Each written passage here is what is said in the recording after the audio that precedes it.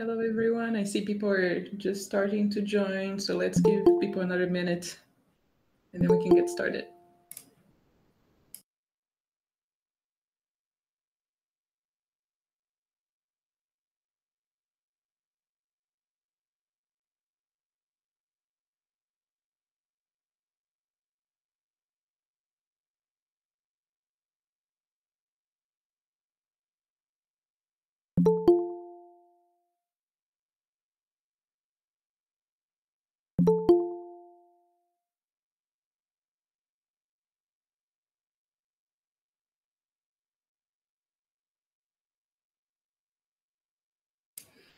Okay, welcome everyone. I think we can get started. Welcome to another community meeting.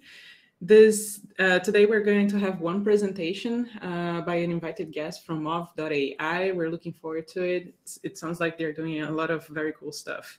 As usual, please add your name to the attendees list. And this is the agenda. We're going to do some quick announcements for the first 5 minutes. Then we get into the presentation. And then we can take a look at some news that Kat curated for us. And then if people have other things that they'd like to discuss, feel free to add it here in the end, and we can discuss it if we have time. So jumping right into the agenda. Here are some announcements. So as we mentioned last time, ROSCON call for proposals is open. The deadline is June 9th. So be sure to submit your ROSCON proposals. Then there's also the diversity scholarship, as we do every year for ROSCON, and the deadline for that is June 13th. As we mentioned last time, Ignition Edifice is EOL. So if you're using that, please upgrade to Fortress, which is the latest LTS and latest supported version after Edifice. Big news is that we are renaming Ignition back to Gazebo. There's more information about it here on this post for people who haven't seen it yet. But this is going to change everything from the websites where the documentation is hosted and all of our information is hosted, to where our code is hosted on GitHub, to all of the code namespaces and the command line tools and the UIs and the logos. All of it is going to be updated to be Gazebo, and we're going to remove Ignition from everywhere. Of course, we are doing a TikTok, so people have time to upgrade. So starting from the Garden release, everything will default to Gazebo, but if you still have codes that is using Ignition, you should be able to still use it. And starting from the following releases, we're going to start removing little by little all of the Ignition stuff, and eventually we're only going to support Gazebo. The two LTSs that we're currently supporting, Citadel and Fortress, will continue to be working with Ignition until their EOL dates as promised since the beginning. But we may be adding retroactively some aliases for people to start writing code that uses the new Gazebo name instead of Ignition if they want on those distributions. So it's easier for them to upgrade in the future, because in the future, Ignition is going to be gone. So some big news there. As always, we've been doing some release announcements. These are the two ones that came up since the last meeting that we had. So the first one was this one. There's some highlights. Oops, I put the wrong link here. So I'll fix the link afterwards, but there you can find on Gazebo community the announcements for the releases. Let's see if the second the second one is right. So this is what they look like. So we have some highlights of the latest features that people can get if you update your packages. And there are the full change logs with everything that has been changed in the latest releases. Finally, Open Robotics is hiring worldwide. So we have some positions in Singapore or in the Mountain View office, but we also have people working remotely from other countries. So if you're interested in working with us and working on Gazebo and ROS, be sure to send an application.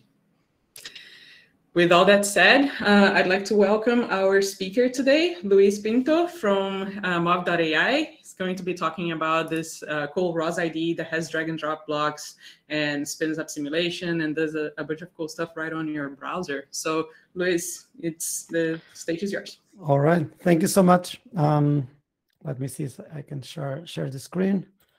But yeah, thank you for the invitation. It's a pleasure to be here speaking about MOV.AI and MOV.AI flow. I believe the screen should be visible right now.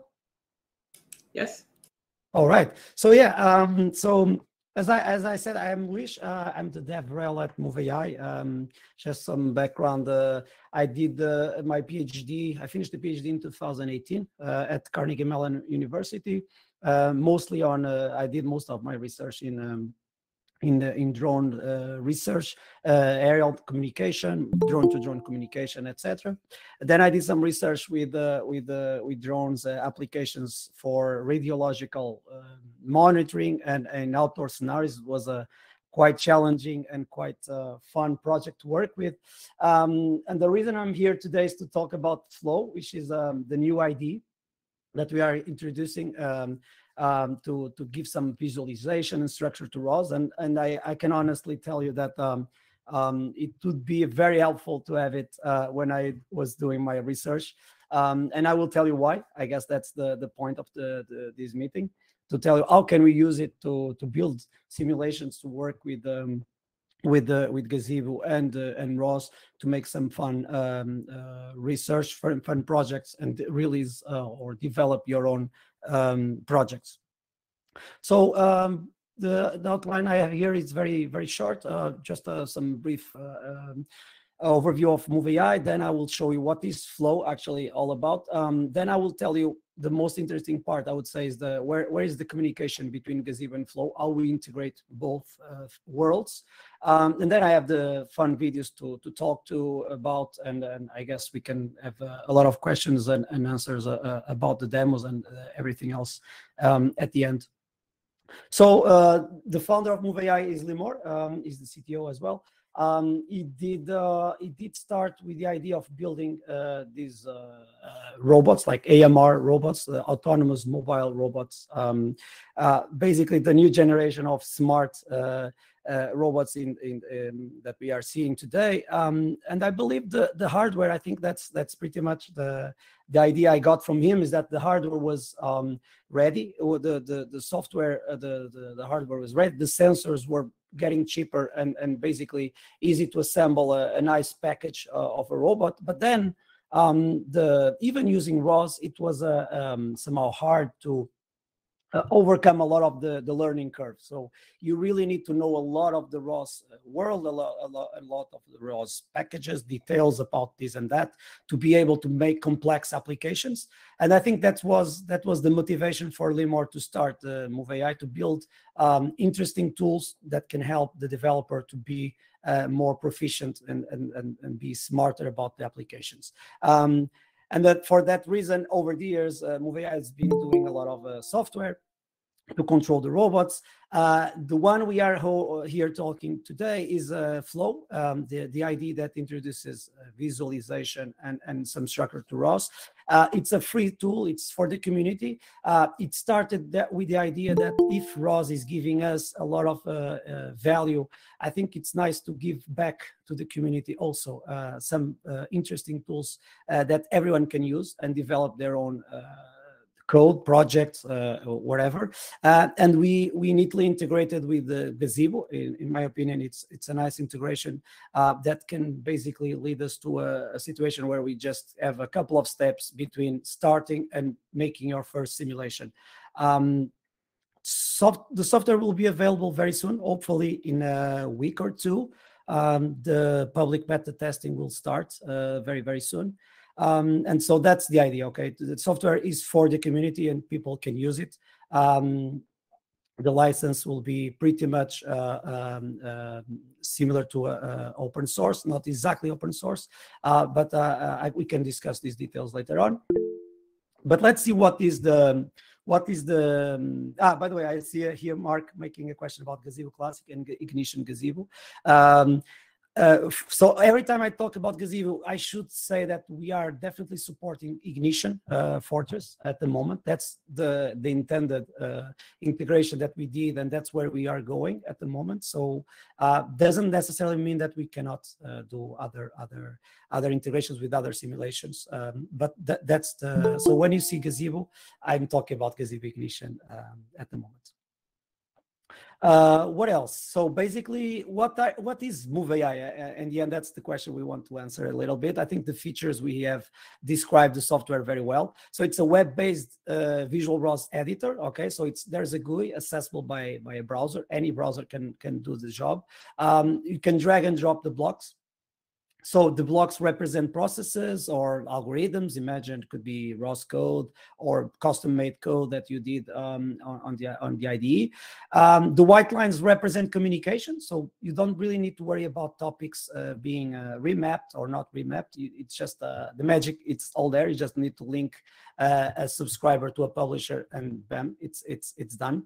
And then you can actually do the building of the application and the launch of the application in the same place. So you don't need to do something complex. You just need to make your project, press play, that's it. I will show you how. I would say that the feature number 2 that I have here is basically the core change of what we are used to and what we are trying to I think achieve with this. So we have this built-in visual finite state machine. So the idea here is that instead of a ROS launch file, we are trying to provide here I wouldn't call it a better, I would say an alternative, more powerful. I would say I could argue that is a little bit more powerful in the sense that you can make state machines with all the concepts of it. So you have states. Here you can see the active states are flashing green. You have triggers, so the transitions between states can be represented by the red lines. And you basically do what you are typically doing in state machines. You have entry loop actions. You can do a lot of these combinations, and that's how you create an application that is somehow quite different from the typical ROS launch file. Okay, so in a ROS launch file, I could claim that it's typically you launch a couple of processes in parallel, simultaneously, or keep close to that. In a state machine, you basically have the idea of sequentiality, causality, right? So the idea is that you can launch only the nodes you need when you need them. So in this case, you see that the publish initial pose node starts when it finishes, then it goes to go to A, which is the state that moves the robot to a certain location. When the robot reaches that location, you can jump into go to B state, etc., etc. Okay, so that's how you create behaviors in a more intuitively, I would argue, maybe visual for sure. That's how you create behaviors and the project for your robot. What else? Well, the first feature I would say that is quite interesting to use is the callback editor. So you can do Python code in the IDE. You don't need to leave the browser to do it. So basically, this is an example of a loop code that is running periodically inside this node. So you can also run default, let's say, classical ROS code. So we have, this is an example, we have a ROS AMCL or ignition parameter bridge. Both are classical default code that you can just run in our own IDE. You don't need to leave the IDE to launch the code.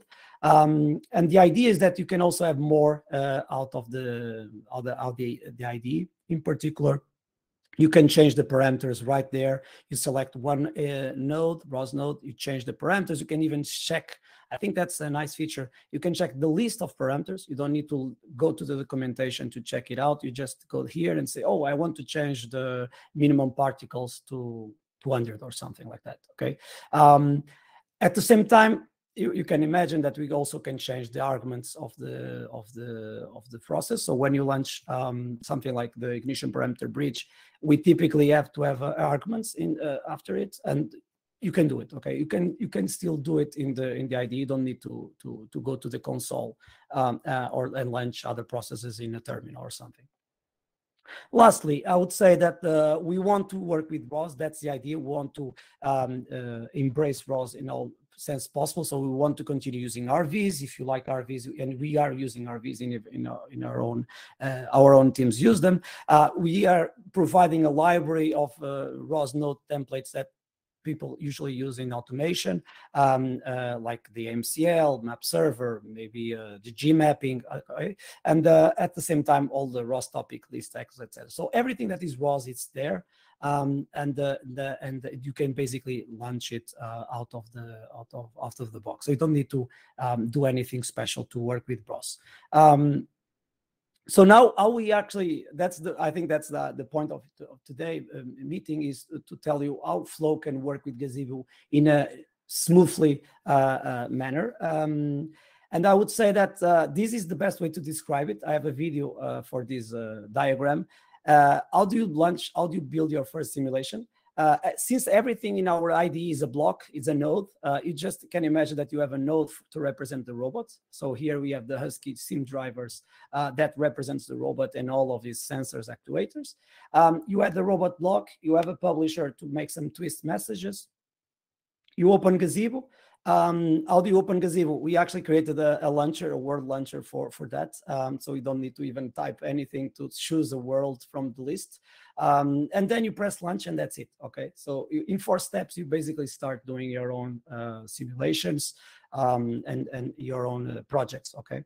I think the video is better to watch than maybe myself describing this. But here you can see we started project. You just say, oh, I want to create a project called Move My Robots. You select from a library of existing nodes, one that represents Husky in the simulation. Okay, this is Husky for the simulation environment. Inside of it, I will tell you what is the complexity inside, but you can imagine there's a lot of things going on, especially the ignition bridges. Then you have a publisher, you just add it, drag and drop it. You need to link them together.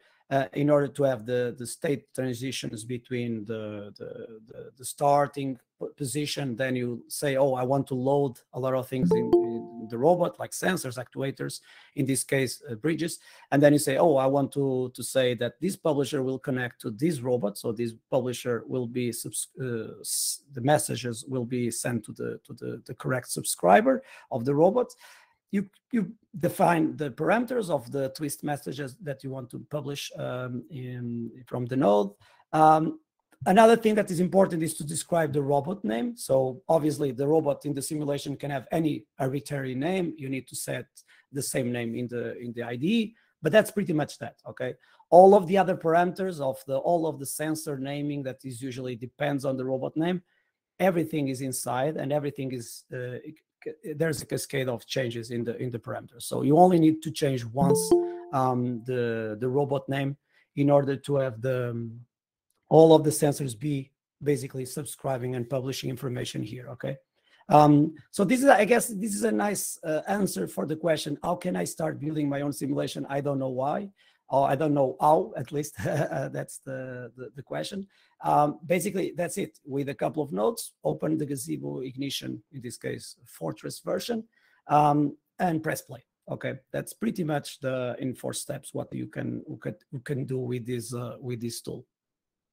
So robot drivers everywhere. I guess that's as you can imagine, you can have different robots, and then you can generate different templates for those different robots. These are 5 examples of from Husky to the UAVs that I generated. Some of them are already available in the tool. Some others I just generated them myself based on the robots I created on Ignition, Gazebo Ignition. And basically all of it's inputs and outputs, and you can change the parameters, but typically there's only one parameter that is very important, that is the robot name. Okay, so everything is a building block. You can definitely select a building block. So if you really want to create an application, for instance, for the Tugbot or the Husky robot or whatever robot you are selecting, the project itself, it's very similar. Okay, so you don't, I would say that I would claim that is a very interesting advantage, is that the project has the same appearance, is very similar. You have the move distance, then you rotate, or you some other combination of states, but the core of it is that changes. The core difference definitely is the drivers. Okay, you just change the block of the drivers, and you are now linking, bridging to another robot. Okay. I guess that's an important mark or something to say here. So these blocks are a generic representation of the robot, but in this case, they are definitely tailored to the tugboat. This one is tailored to the Husky, but internally they are very similar, as we will see. Okay. So the Husky is an example that I think most people know. The robot is quite famous. So what happens inside something like a Husky sim drivers? The idea is that you have a state machine itself. So this node inside as a state machine. So it's a flow inside the flow. Basically, as you can see, it's very, I would say, I could say that it's very self-descriptive. You can see that what happens inside something like this is you need the simulation. Then you say, oh, I want to load some sensors. Then you want to load cameras. Then you want to load the controllers like the gimbal or differential drive. And then you say, oh, I'm ready. Everything is loaded. Everything is running already. Okay, and so that's a way to organize this, and also it's I would say that it's an intuitive manner or intuitive way of checking out what is this robot all about. So this Husky has definitely a Velodyne. There's a camera in the front. There's a camera gimbal. Okay, so it's self-descriptive. Okay, and I would say that it's an interesting feature that sometimes when you see scripts or XML files, etc., it's not really intuitive what's happening inside the robot. And here you can see how the different sensors, how different actuators are being launched spawned into the world. Okay, so typically the way we build the sim drivers, any robot sim drivers, is by building these blocks. So you link those blocks, you select the ones you really want to use. So you can imagine that we have multiple variations of them. So we have the one for the differential drive, one for the RGBD camera. So they internally are doing ROS bridges. Okay, so nothing special about it, but they are tailored to this kind of sensor. So probably it makes sense that the differential drive needs an input because you need to provide some kind of input for differential drive, but maybe the RGB camera is providing output, so it's providing you information where you can read information from, right? So that's basically the big difference. But all of these building blocks can be drag and dropped, combined together into make your own driver.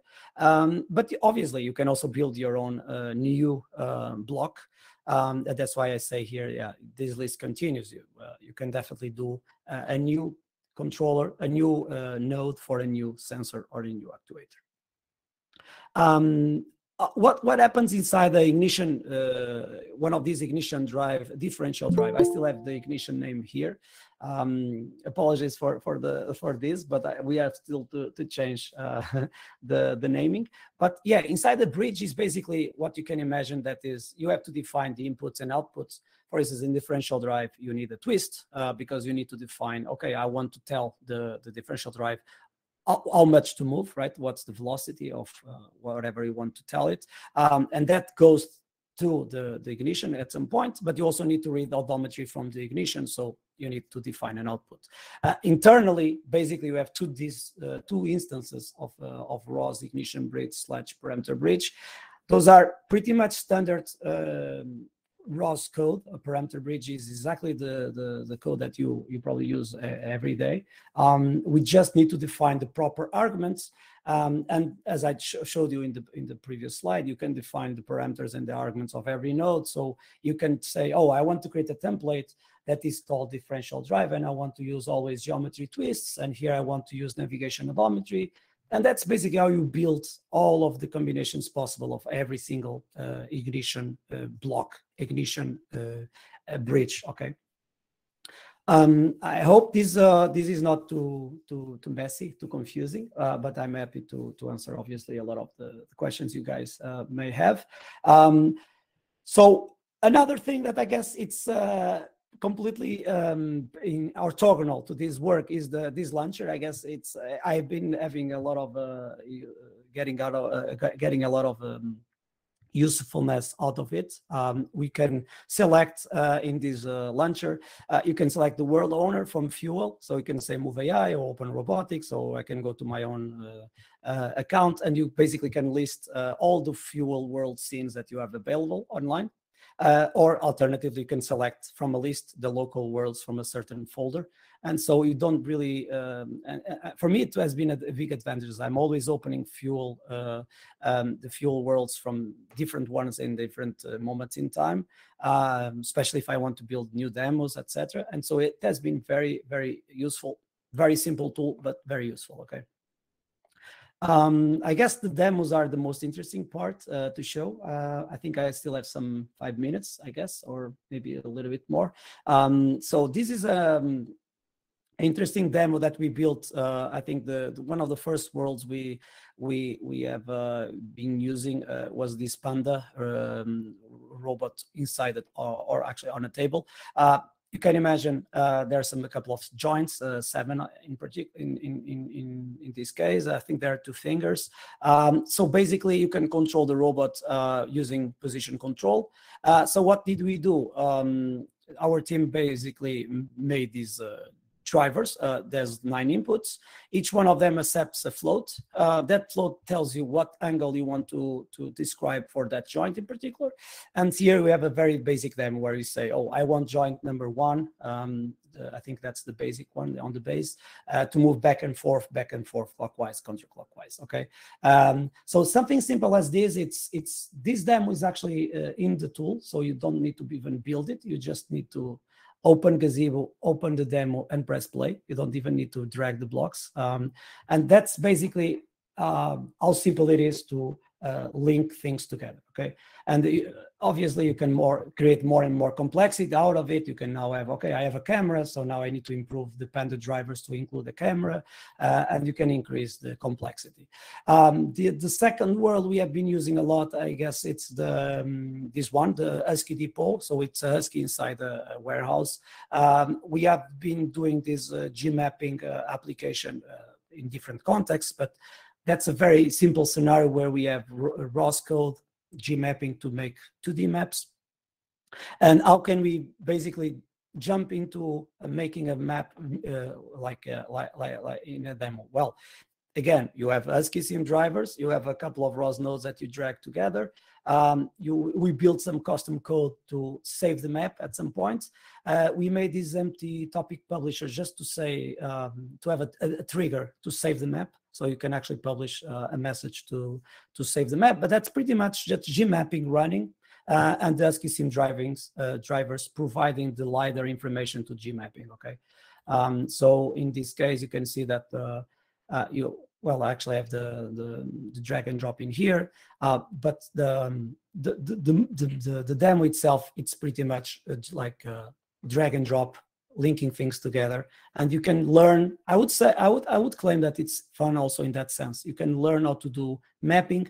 You can learn how to make maybe autonomous navigation out of this. Maybe you want to investigate or research on better Gmapping algorithms, alternatives. So these are tools that can be very useful in different contexts. I think the community will be happy to tell me how they are using it, but that's the point. Okay, so even from educational purposes, research, I think that's going to be interesting to see how people can see value out of the tool. This is the funniest, I would say, the most interesting feature, the demo I created the other day. I used to have a lot of drones in my research. I remember to have like ALOM or any SLAM algorithm to you basically need to create a 3D map. And so what did I do? Well, it was simply, I imported a couple of ROS nodes, in particular these 3 that generate ALOM package. I said, okay, I want to feed ALOM with LiDAR topic from the UAV. I'm using X4 drone from the Fuel repo. I changed it a little bit to have more sensors. I guess the LiDAR is not there, but so I added it together. And so I said, oh, let me just make some twist control, like go up and then wait a little bit and then move around. And so let's create a map out of this. And funny enough, it's it's as simple as you can imagine, right? With four nodes, these are pretty much all there. You just need to drag and drop. They are in the library. This one I created, I would say in less than 3 or 4 hours. I guess it's just the first time that you'll need to learn how to do it, but that's pretty much a very streamlined process. And so ALOM is generating a registered point cloud that I'm using RVs to read. And here you can see that the map is being built. The frames from the LiDAR are being placed well together, and you are building a world out of this. Okay, so again, there's much more we can do. Now I want to do autonomous navigation with drones. Okay, let's do it. So now we can encapsulate this into a single flow and build another bigger flow, a super flow that can go above, and you can do more and more complex work, I would say. So I guess this is probably the most close to my old research. That's the drone, etc. But then I actually tried out other worlds. I was checking out from, I think, Marvel User as this water world, and there's a MBARI model there, like a small submarine. And so I was able to, okay, let me figure out how to do a driver for this. And I guess in a couple of hours, I did three. I had this flow together, so you can control 3 robots in this single flow with 3 robots on the right. So each one of them controls a different propeller. The 3 inputs basically represent the vertical fins, horizontal fins, and the other one is the thrust, the main thrust. Here you can see that the thrust is already rolling, and then I play around with this control, and I said, oh, let me create a ramp output, so something that would increase periodically the value of the angle of the fin. So see, these are very basic demos. I think that's just the beginning, but I think for the audience, I guess we have that's the important part: how to manage, how to make the bridge between ignition and the ROS world, and in this particular case, from the IDE. And so you can imagine that now you can build the real fun part, right? Like the application. Something that is very close to our own systems and I would say applications is the pick and drop cart scenarios. This is something that we bring as a demo also in the tool. So you can play around with a Tugbot, a small robot that does moves autonomously and picks a cart from a location and moves it to the other location. Again, the flow, it's pretty much the same. You have the same sim drivers, you just make a very complex state machine. And so you don't really need to worry about all the details every time. Okay, I think that's the message I would like to pass a little bit, is that you can reuse the nodes, you can reuse the blocks. And for that reason, I would say that you can save a lot of the time doing always the same code, always the same bridges. You don't really want to do it, right? You want to go for the upper layer. You want to be able to use the robot with the existing blocks. So you want to keep going with the complexity layers. So yeah, that's it. I guess this is the machine, the state machine. So yeah, I think that's pretty much the end of my presentation. As I said, we are going for the public beta phase.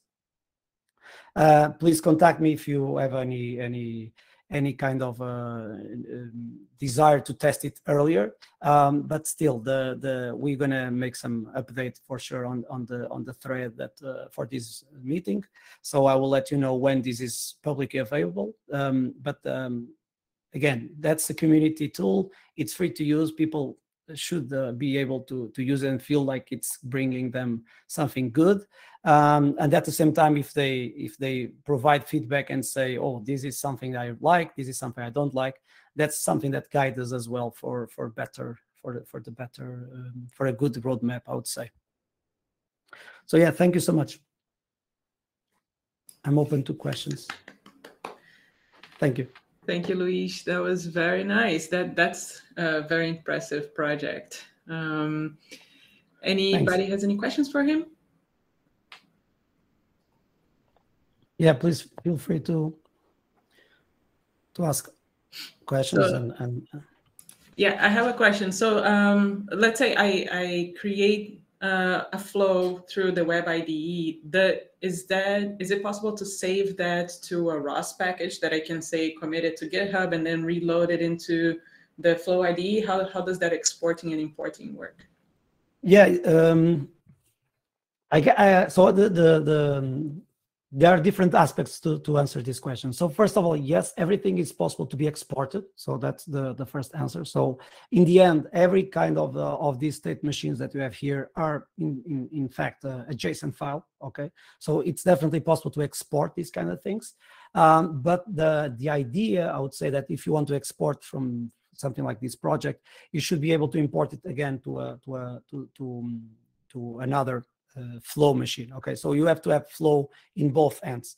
So that's I don't know if that answers the question, but the reality is that you cannot really launch this project without flow. Okay, if you build the flow in here, the state machine, you don't really have any kind of parallel in ROS launch that you can basically convert. At least for now, we don't have any kind of that. Okay, so the idea is that we have the spawner that is reading this flow and doing the right thing at the right time, like launching the right processes and doing all the actions for you in the background. So so it's possible to export. It's not possible to really ignore the fact that it's been done in flow and then you just load it in or launch it in your machine without any flow related software. That would be not possible at all. Yes, Silvio. Yeah. Okay, thanks a lot for the presentation. I was wondering if I worked a lot in the past with similar tools, for example, Simulink or that kind of let's say workflow. And in my experience, what students, at least I work with a lot of students, PhD students or early stage researcher, hate to do is to have to launch several tools. What happened in the past is that they had to launch the tool for handling the blocks. That was Simulink, that case, in your case is Flow. Then they need to manually launch Gazebo. Then they need to launch something else. So I was wondering if you consider the possibility that you launch the Gazebo when you launch the Flow. So there is just one entry point for somebody to launch the simulation. Yeah, I think Philippe is nodding. Philippe is my colleague, and I think that's something that we have already considered for the next improvements. Something like that. I think that's the right way to see the tool. Is like when you press play, it feels natural that the launch will be immediate. So I think right now we have still one click extra, so we still have to go to the launcher and select the right world. I guess it would be at least more intuitive to have one place to click. Just one click launches everything.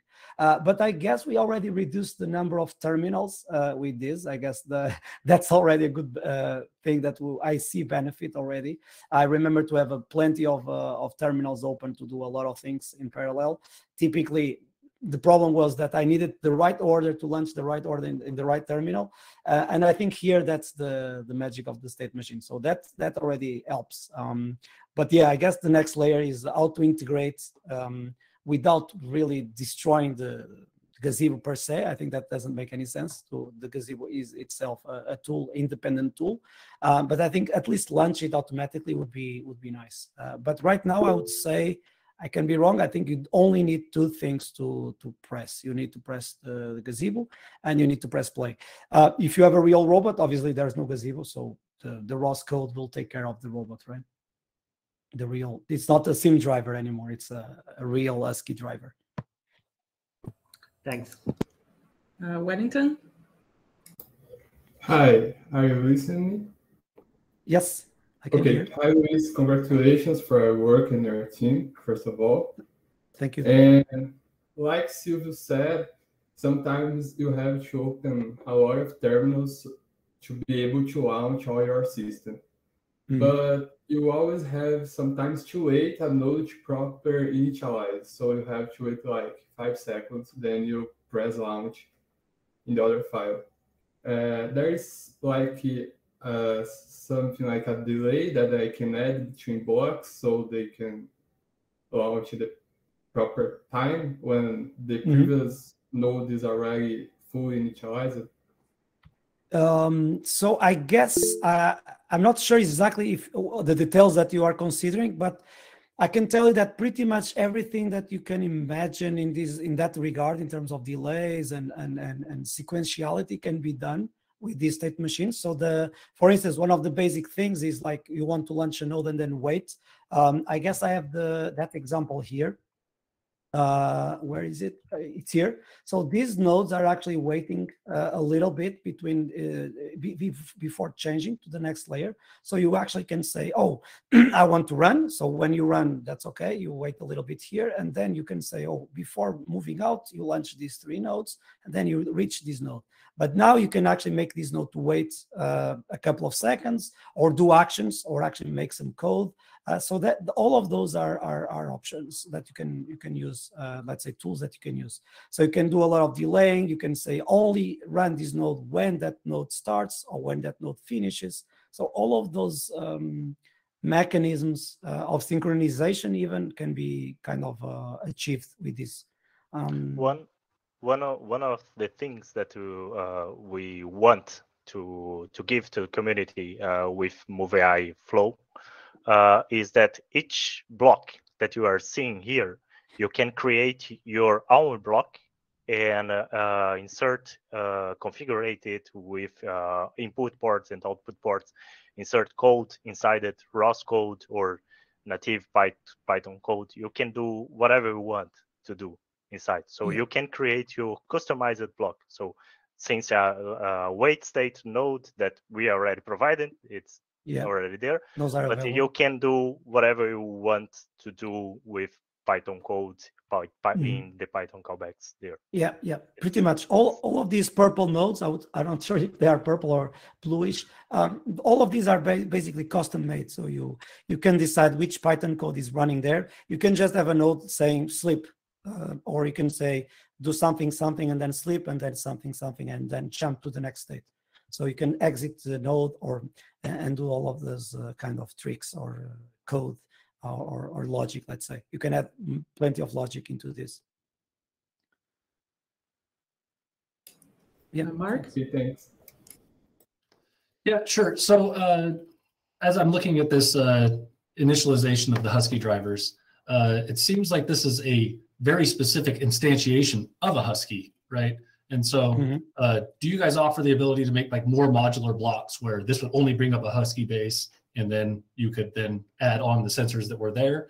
And then also this seems very dependent on like the robot description of this robot itself, right? Like where is the Velodyne LiDAR? Where is this camera?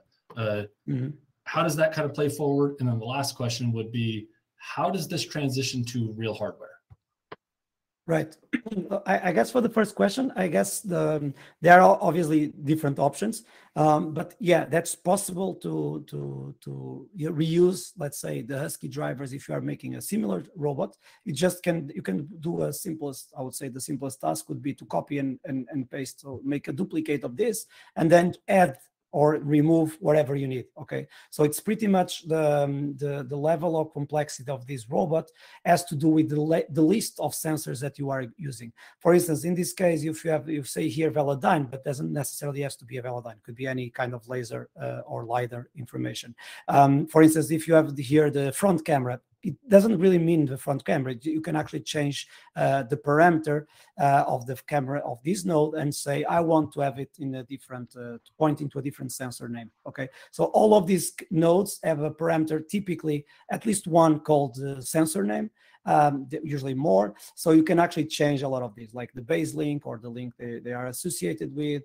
I think Philippe knows all of details, but that's pretty much what you can do. So if the essence of the sensor is the same, you could probably reuse exactly the same block. You just need to change the parameters.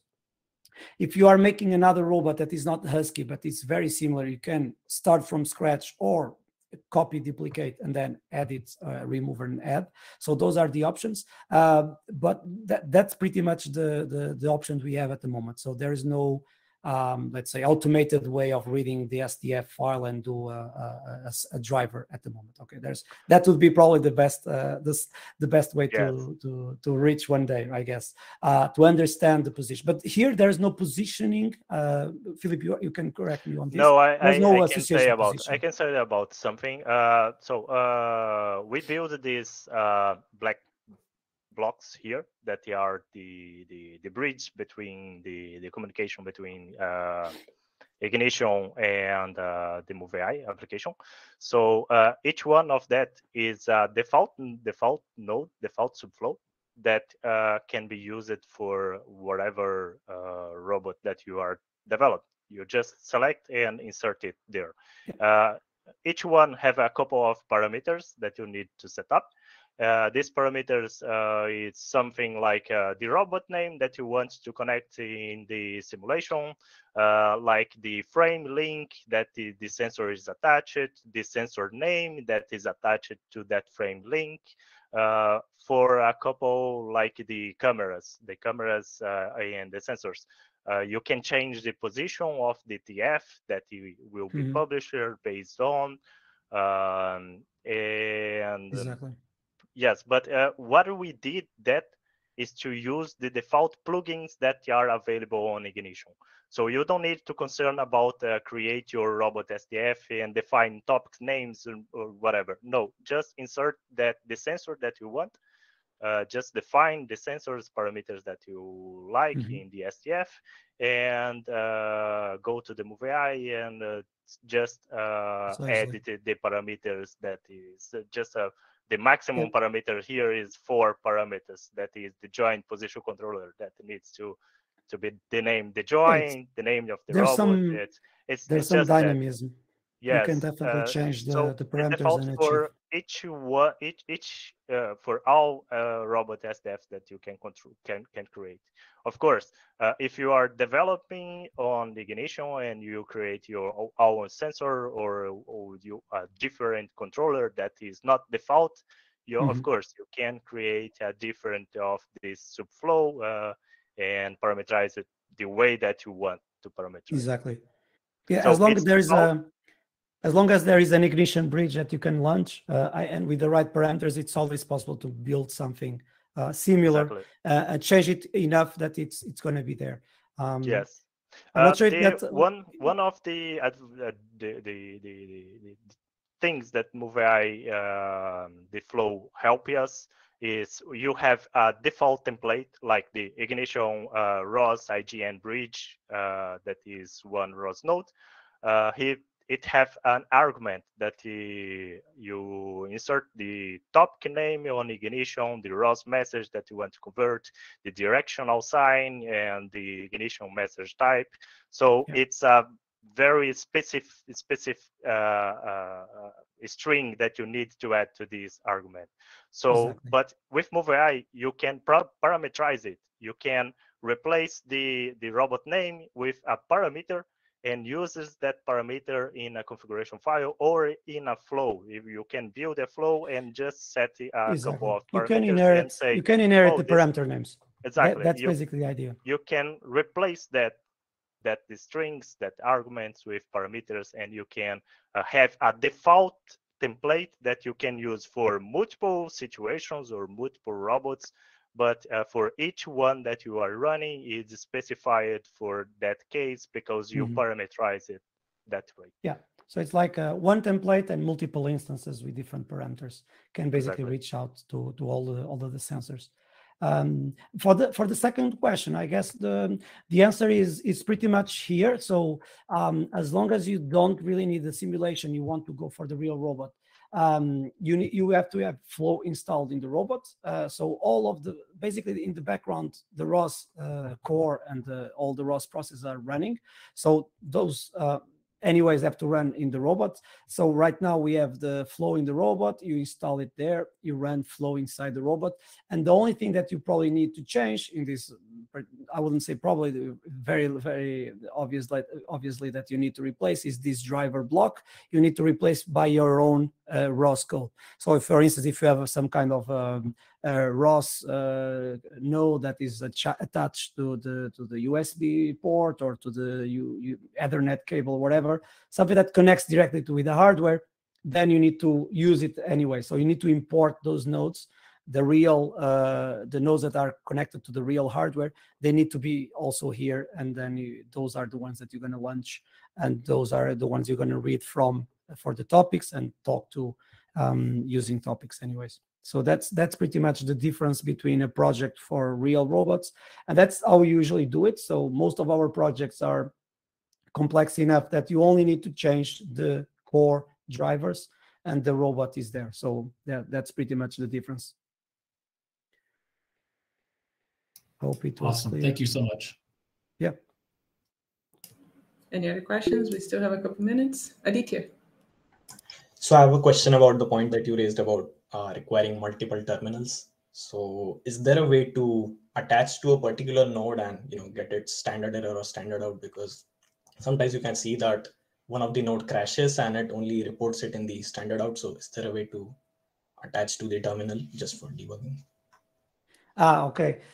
So that's a good point.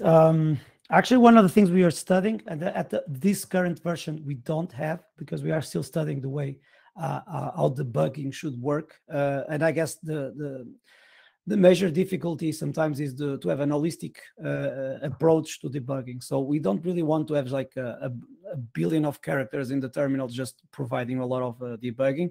Would be nice to have debugging per node. So we are trying to be more let's say insightful about what can we do about debugging and check if the node fails. For instance, right now, if the node fails for some reason, the node will not blink green. Okay, so it should be green, and it's not. That means that the node failed or it's not running anymore. So it probably returned an error rate or error code. But the idea is that we should have somehow a manner to check out what happened to that node. So check the node debug in particular. At the moment, what we have is like a terminal console with all the logs, and it's possible to identify exactly what happened. You just need to check out the message that shows up. Typically, we have a debug related with that particular node saying, oh, that node did this and that. You can even attach messages to the Python code saying, oh, print an error rate or print an error code here. So there's some debugging possible at the moment, but still. And the other thing, I guess, that's another vector of debugging, and I think we want to have it sometime in the future, is the ability to start and stop individual nodes to figure out what happens when we stop this node at that time, or if the node stopped because it's still waiting for something. Let's start it now. Let's force the start. So this kind of spawning the nodes individually should be easily done. But I think the point is that we want to have a realistic feature, let's say. I think the next iteration of the software has to have something more insightful, okay? So that's why right now the only thing we have is the one place for the debugging, and it's the way you have it. And the green LEDs as a visual description of what happens, what is happening right there in runtime. I'm not sure if that covers a little bit of the challenges we have ahead, but yeah, that's still a quite open question, I would say. Great, thanks. Can you restart a node, right? Let's say that the green light's not flashing. Can you restart it? That's the thing. I guess right now, Mitun, you can confirm with me, but I believe at the moment, no, but very soon. Yeah, exactly. So I guess that's one of the intended features we want to have, is like the ability to see all the processes. And I think that shouldn't be very hard to achieve, but that's something that I think it's useful. That's something that we don't really have sometimes when we do a ROS launch, I guess. You can kill a node, but there's no visual way to see which nodes are running and which ones you want to relaunch.